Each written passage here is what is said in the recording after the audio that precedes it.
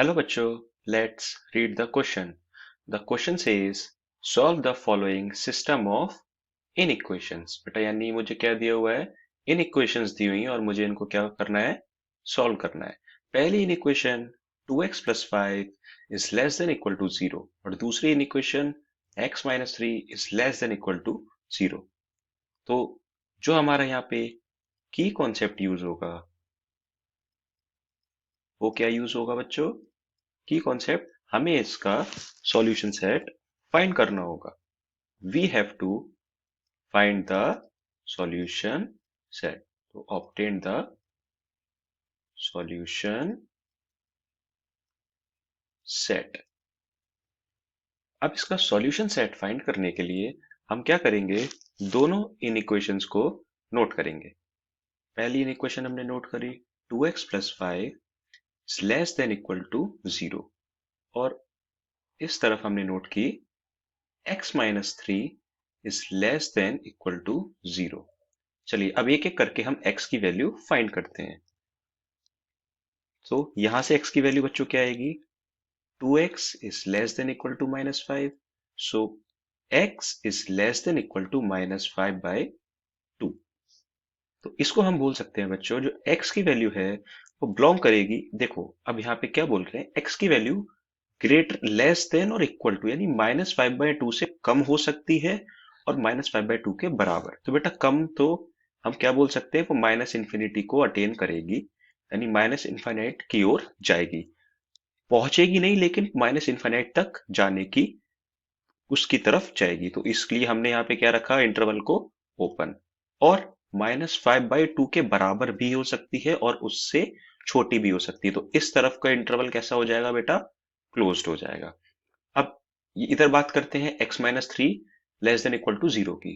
तो बेटा यहाँ पे x की वैल्यू सीधी सीधी क्या आ जाएगी? x is less than equal to 3. ठीक है. तो यहां से हम क्या बोल सकते हैं?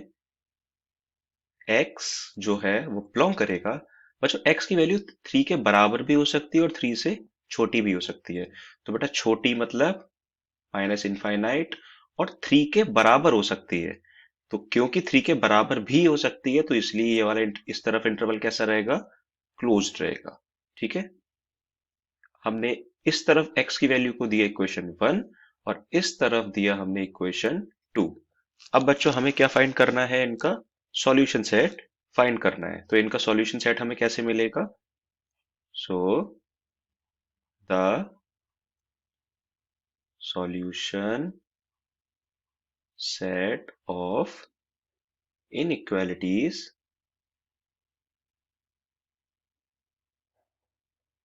is the intersection of equation 1 and equation 2. बच्चों हम इक्वेशन 1 और इक्वेशन 2 इनका बेटा क्या निकालेंगे? अब इंटरसेक्शन निकालेंगे. ठीक है. अब बच्चों देखो इंटरसेक्शन कैसे निकालेंगे. इक्वेशन 1 के हिसाब से जो x की वैल्यू है वो क्या है? बेटा x की वैल्यू होगी माइनस इनफाइनाइट से -5/2 जो कि क्लोज होगा इसके बीच में. और इसका मुझे इंटरसेक्शन देना है. इक्वेशन 2 बेटा क्या बोलती है? जो x की वैल्यू है वो ओपन माइनस इनफाइनाइट से क्लोज्ड 3 के बीच में लाई करेगी. तो बच्चों मुझे इसका क्या बताना है? इंटरसेक्शन. इसको हम नंबर लाइन पर देखते हैं. ये हमारी नंबर लाइन, ये माइनस इनफाइनाइट, ये 0 और ये प्लस इनफाइनाइट. ठीक है. अब -5/2 अप्रोक्सीमेटली यहां पर आ जाएगा और 3 प्लस का यहां पे आ गया.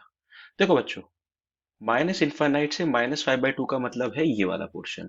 माइनस इनफाइनाइट से 5/2 माइनस इनफाइनाइट को नहीं लेंगे लेकिन -5/2 को हम इंक्लूड करेंगे क्योंकि वो क्लोज्ड है. सेम. अब माइनस इनफाइनाइट से 3 तक का देखते हैं. तो माइनस इनफाइनाइट से +3 कुछ ये वाला एरिया होगा बच्चों. ठीक है. इसमें 3 इंक्लूड होगा क्योंकि 3 की तरफ इंटरवल कैसा है? क्लोज्ड. ठीक है. अब हमें इंटरसेक्शन का मतलब क्या होता है? Common area. तो इनका कॉमन एरिया क्या हो जाएगा बेटा? यहां से ये वाला. और बेटा ये एरिया कौन सा है? ओपन माइनस इनफाइनाइट से क्लोज्ड माइनस का 5/2। ओके, सो यही हमारा क्या हो जाएगा, solution set.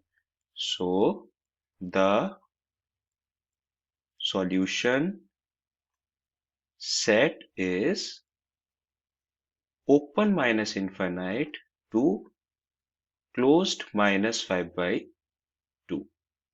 Okay, I hope you understand. Thank you so much.